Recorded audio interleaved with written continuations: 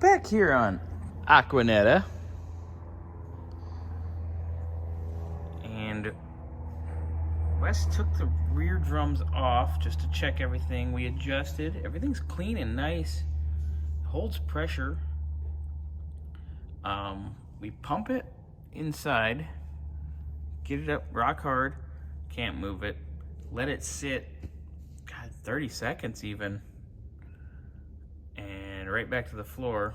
And when it goes to the floor, Wes can spin these, whereas when it's pumped up, these are like a rock. So there is something drawing air or losing pressure between the wheel cylinders and the master.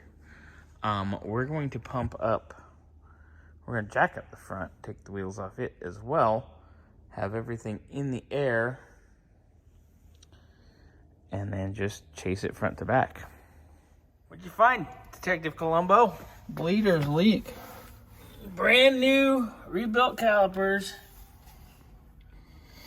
Ooh, yeah, look at it. It's wet. I just wiped it too. Oh yeah, look at that. Pieces of shit. Well, good sleuth work, sir. We chased it though. We started at the back and worked our way forward. Mm-hmm. We still have the old calipers, huh? We could swap the bleeders. Oh. Oh. Asshole. Well, let's try that then. So, my left hand is the one out of the original caliper. Right hand is the one out of the Reman.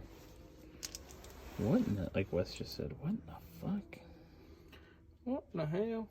Yeah, alright. Alright, so, brand new Reman calipers. We swapped out the bleeders because it was leaking around the bleeders. And it's still leaking around the bleeders. Because when they rebuilt these, they obviously machined them improperly. And now it's bleeding out, or leaking out of the bleeders, which is making our soft pedal. So,